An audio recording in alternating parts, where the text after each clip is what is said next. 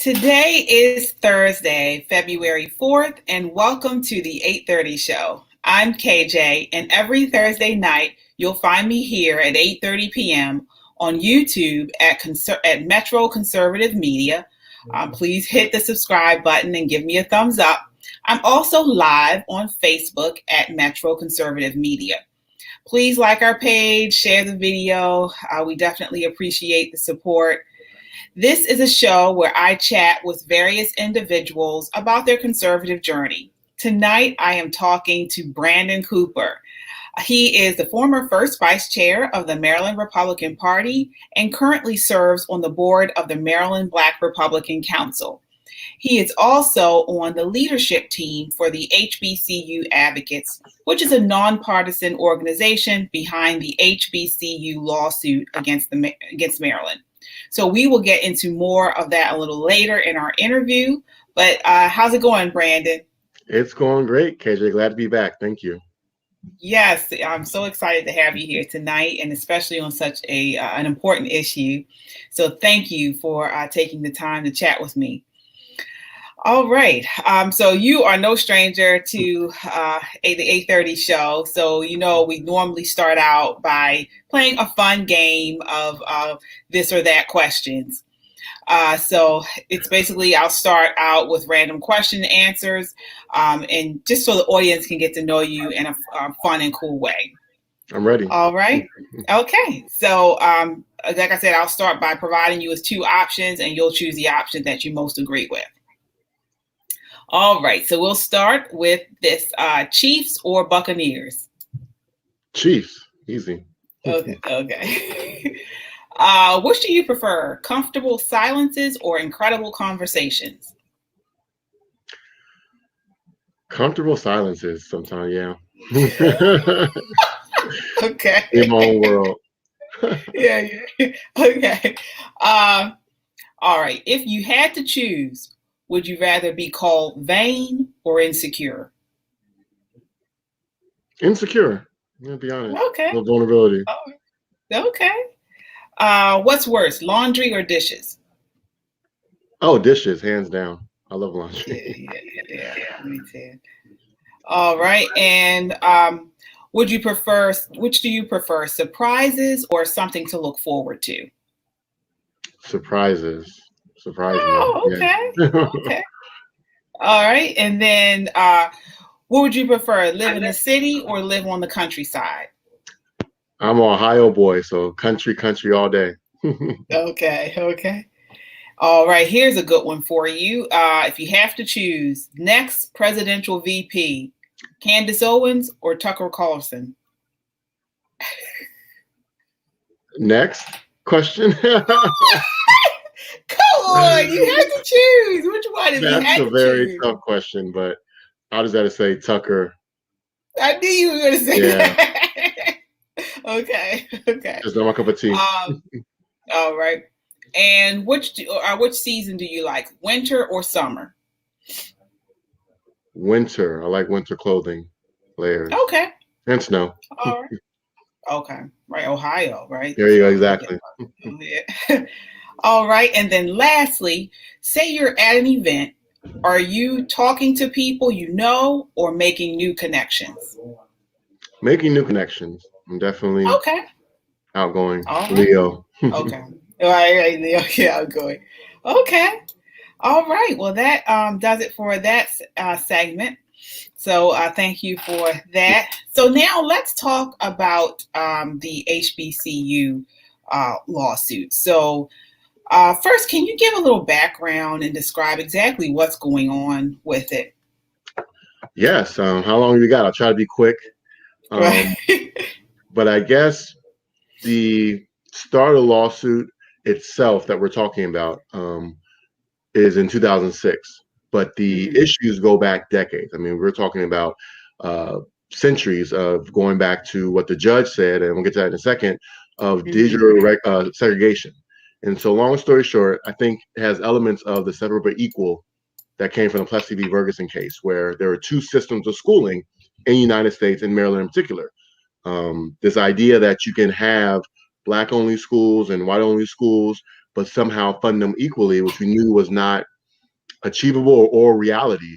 And oftentimes there became two tiers of schooling: the lower funded, less appreciated, less invested in schools for Black Americans, and then um, the more funded, predominantly white schools. And it used to be back in the day that it wasn't just, by choice that you went to HBCU or to a white school. It was the requirement. You were not allowed to go to other schools. I'm a Howard University graduate, so I went to HBCUs. Also a graduate of University of Maryland School of Law. So I kind of have both kind of perspectives.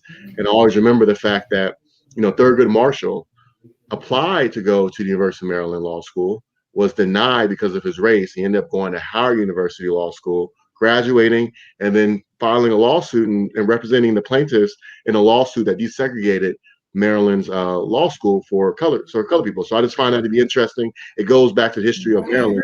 There's always been these two tiers. And so even after the laws changed, thanks largely to Thurgood Marshall, those who don't want us to have equality back in the 50s found new ways to continue this segregation system.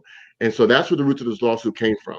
Even though we fought and repealed Plessy v. Ferguson, even though Thurgood Marshall and so many others, Charles Houston and so many others fought to get the laws off the books, those who wanted to do us harm still found ways to create this two-tier system. And that's through this lawsuit. And so back in the 50s and so, even though it was illegal on paper to desegregate these schools and have these two systems, they found creative ways to still impose segregation.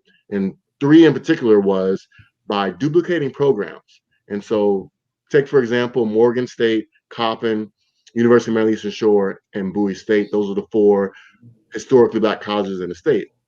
Particularly Morgan State, what they did was if they had a program at Morgan State, they would duplicate that program, MBA program, at a nearby predominantly white school. And even though both of these schools are both state-funded schools, there's no reason to have two MBA programs in two state schools so close to each other, except if you're trying to divert attendance and resources away from the predominantly Black school to the predominantly white school. And this is what's been the practice going since the Jim Crow era, leading up into this lawsuit. And so that's what the evidence of the lawsuit was, is that even though we had fought to end this kind of separate but equal kind of relationship, because of the General Assembly of Maryland laws passed, they maintained this system. Just for example, when the lawsuit was filed in 2006, there were 112 unique programs, meaning, one-of-a-kind programs at these predominantly white institutions in Maryland. And there was one unique program at all four HBCUs. And so when you're trying to attract money and attendance, when you have those, if you have programs that are duplicated at both Morgan and at University of Maryland, Baltimore, UMBC, you're going to draw resources and attendance away and professors away. And so that's kind of what the impetus of the problem was. A lawsuit was filed in 2006. Some of the other issues in the lawsuit they filed about was also the fact that teachers weren't being paid the same amount. So obviously, professors were leaving these historically Black colleges to go to University of Maryland, University of Baltimore, these predominantly white institutions, because they weren't being invested in the same amount. And so that's what a lawsuit was filed in 2006.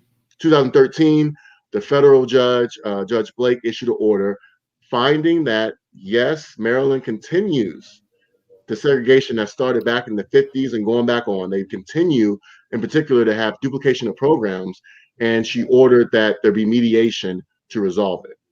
And that's what it's stuck since 2013 between the state, both Martin O'Malley as governor and now Governor Hogan, in trying to, okay, we know that there's harm. We know the judge said that there's harm. We're trying to find a solution, and it's been stalling for so many years. But last year was a great breakthrough. The General Assembly passed a bill that basically would have forced the settlement. It would have forced the state of Maryland and the HBCUs, and to be clear, the HBCUs represented by students, professors, and alumni. It would have forced them to come together for an agreement to agree to a settlement. Estimates of about $577 million just to address the decades and decades of discrimination that has taken place and has harmed these schools. It passed unanimously, thanks to a lot of the work of the Maryland Black Government Council. We went and testified in front of legislators and Republican side to kind of explain to them what was going on. Following in, the former President Trump, who really took and did great things for HBCUs, invested record amount of money in HBCUs, and we kind of took that narrative and said, hey, Republicans in Maryland, you see what President Trump's doing on the national level. We need to do the same here and recognize that we need to invest in schools in Maryland. We got unanimous approval in the Senate, really a bipartisan moment. But unfortunately, Governor Hogan, in the midst of COVID, and I don't want to second guess the governor. I don't see all that he sees, but the fact remains that he did veto the bill last year due to budget constraints of COVID. But now going again this year, we have another bill that's been filed. It's coming up for a final vote here in the next 2 weeks. And the hope is that we have that same bipartisan support. And the good thing about this bill, I know I talk long, we got to get to questions, but I'm going to explain this last Nice. part. It was actually the first bill filed this session. That's showing the priority of it. It's the first bill this session. It was passed unanimously last year. We're trying to get unanimous support this year as well. Recognizing that COVID has hurt the budget of the state, this bill, even though it will be passed this year, is not requiring the money until 2023. And so it's giving time for the economy to recover, for our revenues to get back to normal. So there's no more excuses about why you cannot address the harm. And, this would be different if this wasn't something extra that's being owed, but this is literally healing wounds of decades and decades of discrimination against these schools that has been found through litigation. And so I don't think you can put a price tag or try to, weasel your way out of it. It's $577 million over 10 years. So it's about $6 million a year. And in perspective, the annual budget.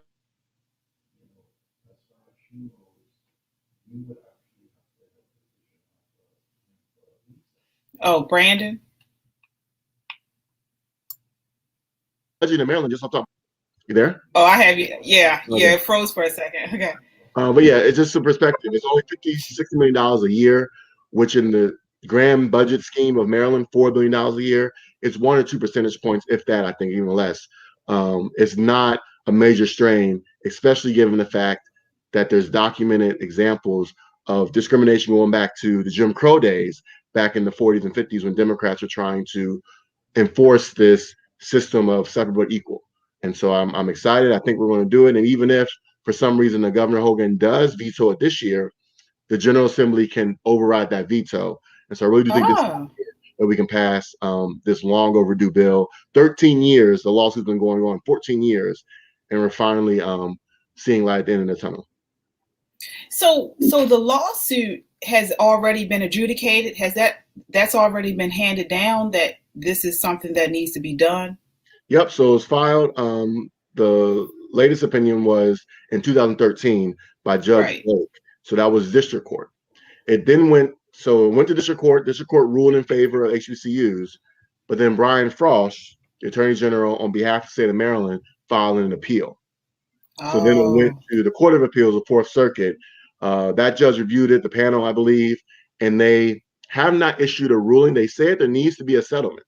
So they've reaffirmed that harm has occurred and there needs to be a settlement, but the Fourth Circuit has not finally adjudicated their decision. And whatever their decision finally is, the last option will be going to the Supreme Court. Okay. So that's why we're in the legislature right now, to see if we can get a law passed. Is exactly, that what it is? To force it. I got you. We'll think also that may help, because the courts, the judges, look at what happens in the legislature. They're not ignorant of what's happening. They're seeing the bipartisan support of this bill. We're hoping also that by passing this, it may put pressure on the judiciary, the courts, to also force a settlement as well. And I'll just say one last thing. Even if it does, we win again at the HBCUs, and the state of Maryland, Brian Frost appeals again to the Supreme Court. Some people have said, if it goes to the Supreme Court, the conservative Supreme Court, President Trump Supreme Court, they're not going to rule in favor of HBCUs. I push back on that only because, one, I know that the facts are there to support our case. But more importantly, if you look back at the Fordyce decision, which was a similar lawsuit in Mississippi back in the 90s, it went to the Supreme Court, and it was either an 8-1 decision or a 9-0 decision and the decision was written by Clarence Thomas in favor of Oh, okay. HBCU. So I just push Hmm. back on that rhetoric that Clarence Thomas and the conservative court is not going to view the harm done to HBCUs because they did it before back in the 90s. I think the evidence is even more stronger in this case brought by the HBCU coalition.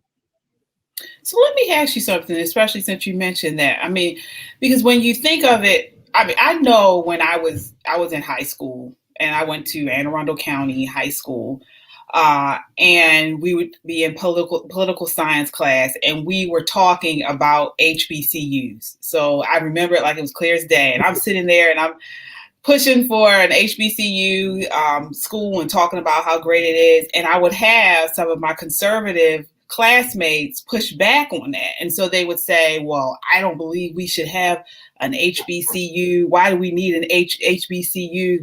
We all need to be together. What is your response to that? When because that is something people say. Like even now, to me, they'll say, "Why do we need that? Why is there separate schools when everyone should go to all the schools? Why is there a need for HBCU schools?" That's a great point. As a I'm gonna this Howard graduate, Right, you know, right, very right. proud. I get that question often, and I will point to the couple of facts. First off, it's called historically Black college university, not Black college university. So I say that to say that it's not a requirement that you're Black to go to these universities or that you're white to go to the other ones. One of my good friends on Facebook, he's an attorney, a cannabis attorney out in California now, a white dude who went to Howard with me. And so it's not just, as people say, a school just for Blacks. That's not the case. It's historically a Black institution. And if you look at the roots of many of these institutions, including Howard, including the ones in Maryland, they were created at a time where the laws did not allow us to get education at other institutions. Mm-hmm. And so it's just pieces of history, pieces of American history. These institutions were created at a time when I was not allowed, because of the laws, to go to other universities. And because those laws changed, because we fought and sweat and tears and blood sometimes to change these laws, doesn't mean that we just erase this history. We always hear conservatives talking about, we gotta hold our history, don't take down the statues. It's just history. Mm-hmm. These institutions are just history. They're historically Black college institutions, particularly Howard University. Went there, so I talk a lot about them. Has the largest collection of African American, books in their library, in one of their libraries on campus. It's just a collection of history, and there's just a perspective that's given there. It's not an only Black school. Um, so I just point that out, that it's a historically Black institution, and similar to how many conservatives, Republicans in our party like to talk about holding on to history and don't take down the flag, don't take down the statues because of history. It's odd that they would have a different opinion when it comes to these institutions. Um, Mm-hmm. And I'll yeah, say something to that. I was working with a coworker of mine like 10 years ago, and he's originally from California, real Cali guy. He surfs, he skateboards, black guy. And his mother graduated from Howard University. So when it came time for him to go to college, his mother was like, "You have to go to Howard." Well, this guy at the time was scared. He was saying how he had never been around so many black people because he's living in California. Like, I mean, he was like, no, he didn't know anything about culture or anything. So he said, but his mother made him go to Howard University.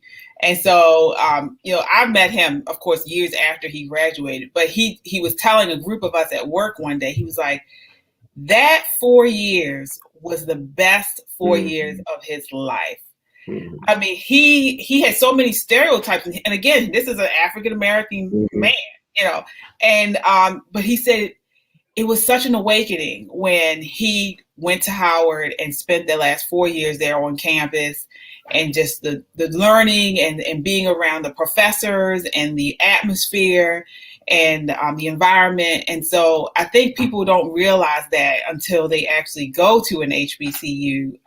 Just not only the education and his history behind it, but it's a totally different The culture. awakening for some. Yes, the culture. It definitely Yeah. has defined me more than anything else in my life. Those 4 years at Howard, for sure. And I think it's the same with any institution, and it's just a different Hmm. perspective. This idea that we had to be all the same. and we're all cookie cutter. That's like Soviet Russia, where all the schools are gray and they're all the Hmm. same curriculum and they're all the same. No, we have such diversity in this country. If you want to go to a great Catholic institution, like I believe, Duke or other institutions that are historically Catholic, or if you want to go to a historically Black college, there's nothing wrong with that. They all offer different perspectives, and it's your choice to go to what kind of school you want to go to. And you're right, it's not just non-Blacks who question HBCUs. Oftentimes, it's Black people like, oh, Right. I don't want to go to HBCU. It will limit me somehow. Never, I always get that people that say that sometimes, but I always point out that our vice president currently, I disagree with her on policy sometimes, a lot of times, is a Howard University HBCU graduate, and so definitely limited opportunities there. But I think it's just the rich diversity at campuses that we have that's a great opportunity. I went to University of Maryland as well, so Hmm. predominantly white institutions. No one ever asks why are there predominantly white institutions, just because there are. It just happens. So definitely not an Okay. only Black school. I want to make sure that's very clear for those who don't know. Hmm. Right. Right. So what's next? So I know we have, you said, what, in about 2 weeks, there's the bill. It's going to be presented to. Do they vote, or is it presented to the governor? Yeah, so each bill, we actually had so as far as what's next, we want to keep the pressure on. We're doing a lot of these events, so I'm glad you invited me today. There was an Hmm. earlier event today with the University of Right. Baltimore and a bunch of activists, Delegate Sitnor, Delegate Barnes, were speaking on that. So we're hitting it all angles. I'm speaking at Anne Arundel County 100 Black Women event on April 15th, speaking to their audience about this as well. So we want to keep the grassroots pressure on so that people are informed, so that legislators know it's important. But as far as what's next with the bill, it was the first bill introduced. And so just for those people know, each bill in Annapolis has to be read 3 times. And so the Okay. third reader of the bill, when they just basically read the bill for people to comment and Hmm. know, is tomorrow. That's the final reader. And then they expect within the next week or two for we schedule for a vote to happen. Hopefully, and one thing we want to work on, and I would love to have the MBRC and the conservative allies who support this working with us to make sure that we have a unanimous support again this year. I talked to Oh one of my yeah. delegate friends who's a Republican, and they actually told me that it's a majority so far are leaning not of Republicans are leaning not voting for the bill. In 1 year, we went from unanimous support to a majority now leaning and voting on no because of budgetary concerns. So I definitely want to ramp up pressure on our side, even though Democrats can pass this bill on their own. They haven't done it Hmm. for 13 years. Let's be clear, 13 years this bill been going on, and Democrats who control the General Assembly and the governorship before Hogan did nothing to resolve it. But I think, regardless, it's a more than symbolism. If Republicans can join on this issue and show that it's above politics, this is not Hmm. about left or right. This is about right or wrong. And so we're hoping that we can put the pressure on to make sure we have unanimous support again for this bill. It passes again unanimously. It goes to Governor Hogan's desk. He has a choice, I believe, within 10 days to either sign the bill, veto the bill, or don't sign it at all. If he doesn't sign it at all, it becomes law. If he vetoes it, then it goes back to the General Assembly, and they have time to then vote again, 2/3. Again, without Republicans, they can do it, but I want to get Republican support to pass it, and then it'll become law with or without Governor Hogan's signature. But I think this is just a pivotal moment in Maryland's history. Again, Hmm. $500 million of compensation for decades of discrimination against institutions. Our lieutenant governor is a HBCU grad. Our vice Hmm. president currently is HBCU grad. There's HBCU grads all throughout our party on both sides of the aisle. They've contributed so much to American history and Maryland history. It will really be unfortunate if this bill does not pass unanimously and if Governor Hogan decides not to sign it again, especially since the money is not taking place for another 2 years. He Right. said That's last year the reason was COVID, and I agree with that. COVID has hit the budget. right. The legislators listened to that and they changed the bill so that the first dime does not drop until 2023. So now what's your excuse? So why would some people change that voted yes for it before? Now they're changing it. Misinformation. Again, I think when we went back last year, myself, Fred Price and a few others from the coalition and testified in front of the Republican caucus in Annapolis, the biggest obstacle that we saw was not opposition to the funding, it was ignorance. They didn't know that this harm had happened. They didn't know that for decades they have been duplicating programs with the intent of draining, resource HBCUs. They didn't know that professors at these HBCUs were paid less than other schools. They didn't know it. And so once we informed them about it and told them about it, 2 months later, unanimous approval. I talked to some of my Democrat friends on the other side, and they were honestly shocked that we had unanimous approval. But I think it's just because of education. So I think the reason that right now, from what I hear, there's still resistance now is because they think COVID concern is still valid, and they're not hearing that it's been adjusted, not understanding that it's been adjusted, and two, they're not feeling as much pressure. As you mentioned, I'm former vice chair. I was first vice chair when it passed last year, and I was down there pressuring it. I have full confidence that our current new first vice chair, Nicole Bennett, is going to keep up the pressure. We had actually the Republican Party last year issue a statement pushing for it as well. So we just need to put the pressure on, which we haven't done yet. Partly due to COVID, last year we were able to go in person and testify. Okay. This year, one question I do have before we end. So on the part where you mentioned about the duplication of programs, so like for instance, Towson University and what's the other one over there? I don't know, UMBC. Yep. So would they have duplicated programs, and how is that different from if they duplicated a program with an HBCU? So no, it was a duplication between HBCUs and predominantly white institutions. That was the issue. Particularly with Morgan State's MBA program. It was about in the 2000s, right before this lawsuit. And I forget, don't get me wrong, I don't know if it was Towson or UMBC, one of those institutions didn't have MBA program. Morgan did.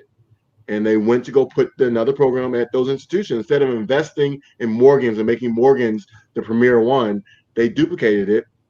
And even the state attorney general advised them not to do that, but they did it anyways. And I think, again, it just shows that comparing the predominantly white institutions in Maryland to the historically black institutions, there were 100, get the number right, and 12 unique programs, meaning that they were only available at the institutions that were predominantly white, 112 of them, but there was only one program at HBCUs that was only offered at the HBCU.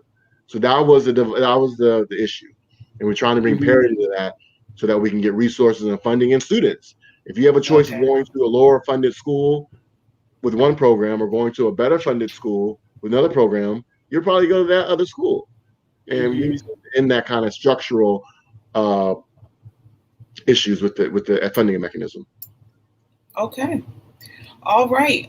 And so right now, we just need to be reaching out if we are in our Republican senators and congressmen in Maryland, delegates in Maryland. Yes. We just need to reach out to them and ask for their support.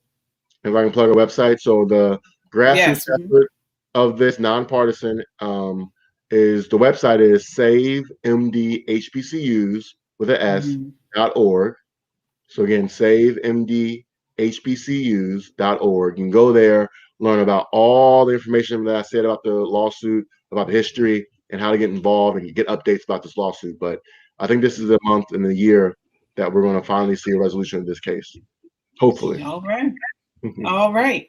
And then lastly, I'd like to end. I always ask all of my guests, what is your number one hope for your community? And then what is your number one concern?